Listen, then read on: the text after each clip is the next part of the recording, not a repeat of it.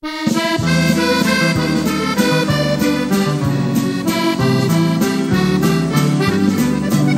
dire avant, pour cette cérémonie des vœux. Tout d'abord, bonsoir à toutes et à tous. Merci de votre présence, si nombreux. C'est avec un grand plaisir de se retrouver pour cette cérémonie des vœux après 3 ans d'absence. En effet, la dernière fois étant en 2020. Que d'événements depuis ce temps. Nos vies ont évolué, la Covid-19 est passée par l'homme et a fortement modifié nos habitudes. Distanciation sociale, gestes barrières, ARN messager, masques, tests anti-Covid, etc., etc. Que de mots et d'expressions, donc pour bon nombre d'entre nous, nous ignorions l'existence avant 2020. Le confinement a été un moment inédit et compliqué, même si pour nous, habitants en rural, cela n'a pas été aussi difficile qu'en ville. J'ai une pensée pour tous ceux qui sont décédés dans cette période. Une pensée aussi pour leurs familles. Ce n'est pas pour cela, pendant toute cette période, que le conseil municipal et le comité des fêtes est resté inactif. Dès que ce fut possible, et en respectant les consignes sanitaires, le comité des fêtes reprit ses manifestations, tandis que d'autres communes, un peu frileuses, ne faisaient rien. Et ça pouvait se comprendre. Tout cela s'est bien passé. Nous n'avions pas eu à déplorer de foyers épidémiques. Et on sentait le besoin de se retrouver tous ensemble. Du côté communal, nous avons poursuivi nos réalisations. En 2021, réalisation du parking devant la mairie, rue Lucien Boubert, en pavé drainant pour limiter le ruissellement, qui est une problématique dans notre village. Réfection de la route, toujours rue Lucien Boubert, plus le parking de l'Angléure. Aménagement de la place du conteneur à verre, pris en charge à 100% par Engie, grâce aux mesures compensatoires du parc éolien, et qui ne peuvent être utilisées que sur l'aménagement paysager ou sur des projets d'économie d'énergie. Cette place a été aussi créée en alvéole gravillonné pour permettre l'absorption de l'eau. On a aussi agrandi la dalle pour faciliter le dépôt de verre dans le conteneur et aussi le nettoyage. Alors on retrouve toujours des morceaux de verre à terre. Alors c'est soit qu'on ne sait pas viser dans les trous pour mettre les bouteilles, mais bon, malheureusement, et pour nettoyer c'est plus facile pour l'employé communal. Toutes les plaques de rue ont été remplacées. En effet, elles étaient bien souvent illisibles ou cassées. Il y a eu la pose d'un défibrillateur à la salle polyvalente sur le mur extérieur. Vous avez pu le voir en montrant. Et il a été mis à l'extérieur afin qu'il soit accessible par tous. C'était obligatoire depuis janvier 2022 et cela peut sauver une vie. En 2022, réalisation de la place de parking plus accès PMR pour les personnes à mobilité réduite au niveau de l'église. Il reste la pose du panneau pour le stationnement des personnes handicapées et ce sera fait cette année. Changement des ampoules par des LED pour l'éclairage public, moins énergivore. Dans la continuité de faire des économies de consommation électrique, vous l'entendez toute la journée dans les médias, la commune montre l'exemple. Et pour optimiser les horaires d'éclairage, ceux-ci ont été modifiés. Le matin, l'allumage est à 5h30 Et le soir, extinction à 23 h la semaine. Et le samedi soir à minuit. Alors il y a eu quelques petits couacs au départ, j'espère que là ça va aller mieux. C'était l'histoire de réglage. Indépendant de notre volonté, c'est dû à la CICAE. Il y a eu aussi la pose d'un composteur au cimetière. Et là encore, la commune monte la voie. En plus, il y a des poubelles de tri. Je compte sur chacun pour bien respecter le tri au cimetière et je vous incite aussi à bien le faire chez vous.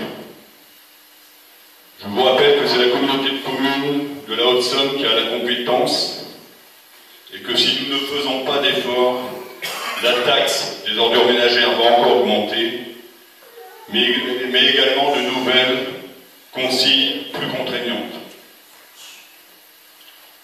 3 gros pots de fleurs rouges ont été installés sur la petite base du conteneur afin de protéger les bordures, car les poids lourds venaient faire demi-tour, faisaient des ornières sur la pelouse et abîmaient les bordurettes. Depuis cette pose de ces pots, ça ne s'est plus reproduit. Et le choix des pots rouges au lieu de poteaux, de vulgaires poteaux, c'est simplement pour l'esthétisme. Et ceux-ci seront cette année fleuris par des plantes, à décider en conseil municipal si on arrive à s'entendre sur le choix des plantes. La fibre optique est enfin opérationnelle. Chacun peut s'y abonner s'il le désire. Il y a aussi la pose de 2 cendriers en béton lavé, en forme de sablier, un en bas des marges de la mairie et l'autre à l'entrée de la salle des fêtes. Encore une fois, c'est plus joli à regarder que des regards en béton ou un flot en plastique. Enfin, pas en plastique, mais en ferraille. Il y a aussi le marquage en peinture de losange en milieu de chaussée rue de la Vallée. Cela permet de mieux délimiter les voies. Ce marquage, ainsi que celui sur le parking devant les Hures, ne nous a rien coûté. Cela fait suite à une négociation avec l'entreprise qui a créé le terrain de Longpomme et dû aux défauts visibles au milieu. Donc après une négociation, on a trouvé un terrain d'entente. En compensation, ils nous ont fait ces travaux. Voilà un peu les travaux effectués dans la commune ces 2 dernières années. En janvier 2022, nous avons eu aussi le recensement de la population. Et j'en profite pour remercier encore une fois l'agent recenseur qui est Micheline Delonge. Alors je ne sais pas où elle se trouve. Elle est cachée derrière. Je la remercie encore pour son travail. Et je peux vous dire que nous sommes recensés à 386 habitants à Biège. La Société de Longpomme locale a organisé le 26 juin 2022 la plus prestigieuse des compétitions jeunes de Longpomme, le tournoi fédéral de la jeunesse pommiste, dit Coupe Cassel. Sur toute la journée, éliminatoire le matin, ensuite l'après-midi, avant les finales, le défilé des joueurs participants dans les rues du village. Une belle manifestation. Félicitations aux organisateurs, aux bénévoles, à tous les joueurs qui y ont participé et plus particulièrement à l'équipe locale junior qui a remporté le trophée le plus prestigieux de la catégorie jeune, la Coupe Cassel. Pour 2023, quelques projets en vue. La rénovation du parterre en bout du terrain de Longpomme. L'embellissement du transformateur place du conteneur à verre. Un grand projet en perspective et nous sommes toujours en attente de finaliser le budget en cherchant des subventions. c'est la rénovation totale de l'intérieur du bâtiment de la mairie, ainsi que l'accès PMR. Je répète, PMR, c'est les personnes à mobilité réduite.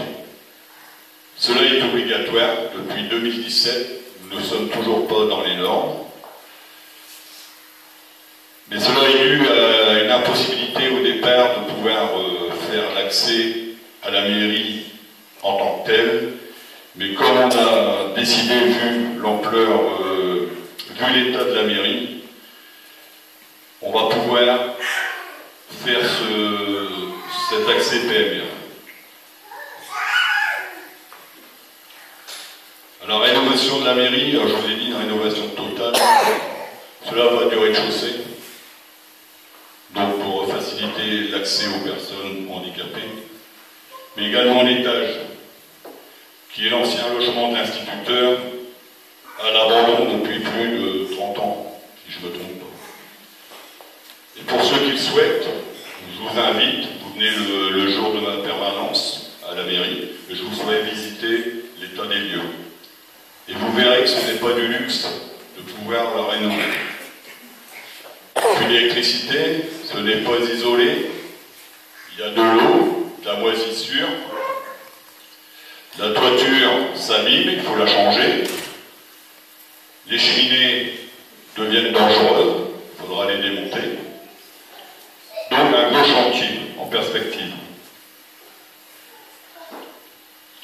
Sont à l'étude la rénovation de la grille et des 2 pilasses du cimetière. Là aussi, une pilasse qui commence à s'abîmer fortement.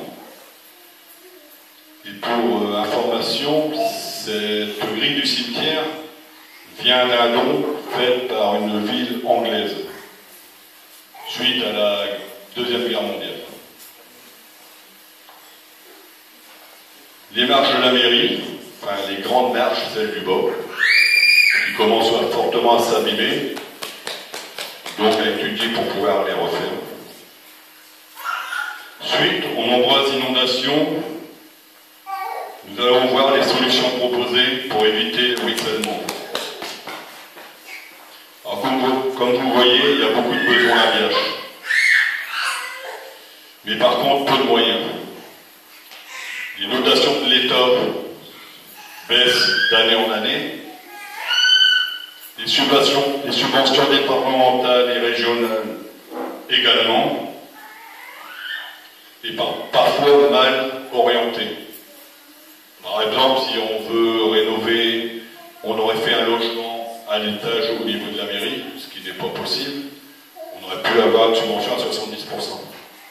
Ou alors on crée un city stade, ce qui est à la mode. Ça, vous êtes subventionné aussi à une hauteur de 70%. Mais par contre, pour rénover un bâtiment qui s'abîme fortement, le bâtiment de la République, je vous rappelle, vous êtes très peu aidé.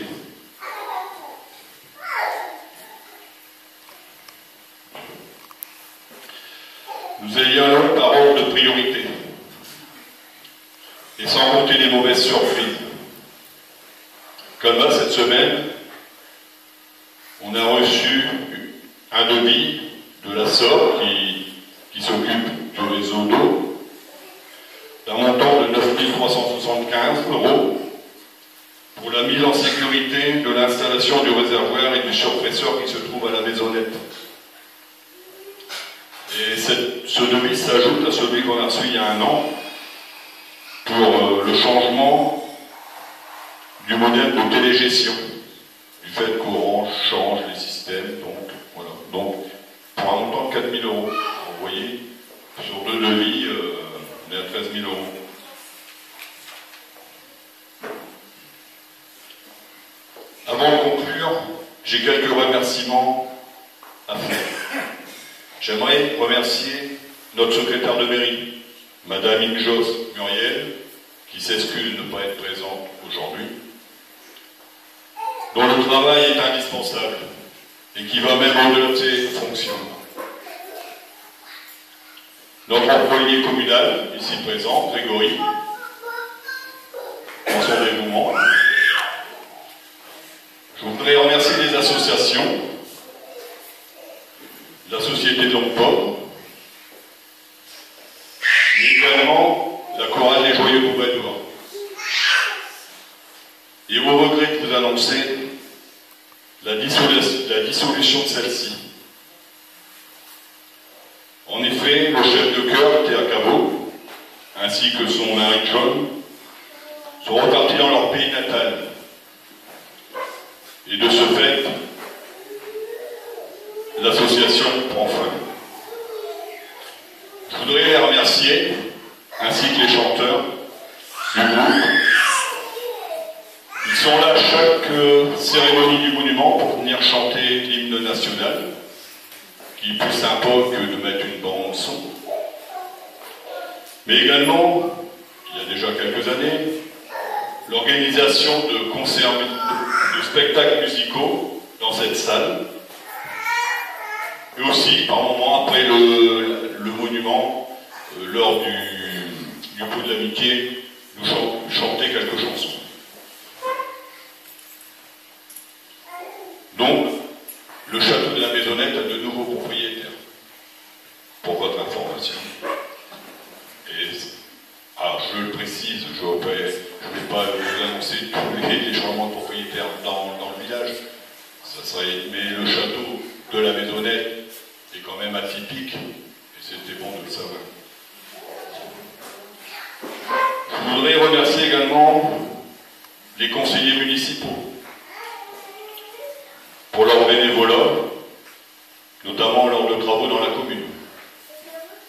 Un maire seul ne fait rien dans une commune. C'est un travail d'équipe, et ça je les remercie. Les membres du comité des fêtes, pour les animations apportées. Je remercie toutes les personnes œuvrant dans le village pour l'embellissement de celui-ci. Simplement des petits gestes au quotidien. L'entretien de sa devanture, le nettoyage du caniveau. Des petites choses mais qui font plaisir quand on traverse le village. Je voudrais remercier plus particulièrement deux personnes. Dominique Pot, je l'ai vu, qui s'est proposé à réparer le Christ au calvaire après une chute, une malheureuse chute, et en plus il lui a remis une petite touche de couleur. Mais c'est sympa, et merci encore. J'attends toujours que le bloc de béton soit peint. Bon, ça viendra. Ça viendra. Je prends note. D'accord, merci. Et je voudrais aussi remercier Jean-Michel Dussert. Il est toujours là derrière sa caméra. Pour ses photos lors de nos manifestations. Mais aussi pour son site internet, que je vais vous le rappeler pour certains. biache.sitio.com. Vous pouvez voir la vie du village, ainsi qu'il y a une page mairie dessus, où il publie les infos que nous lui transmettons. C'est bien plus rapide que le format papier. Et ça, je te remercie encore une fois pour ton travail.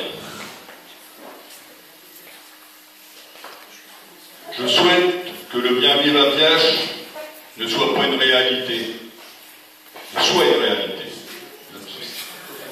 et non un vœu pieux. C'est une affaire de volonté de chacun. Si on veut, on peut. Je souhaite également la bienvenue dans notre village aux nouveaux arrivants, et venus nombreux ce soir. Alors, je ne voudrais pas me tromper, mais de mémoire. Monsieur et Madame Machu, alors, je vais dire, c'était l'ancienne maison Coquillard, où là, ils sont en train de refaire la toiture. Monsieur et Madame Terry, qui, alors, je prends les anciens propriétaires, locataires ou propriétaires, c'est plus parlant. L'ancienne maison de Monsieur et Madame Rapier.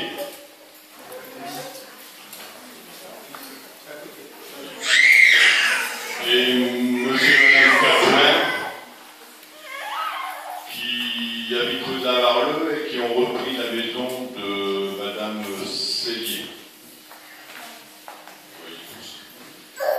Donc je leur souhaite la bienvenue et une bonne intégration parmi nous.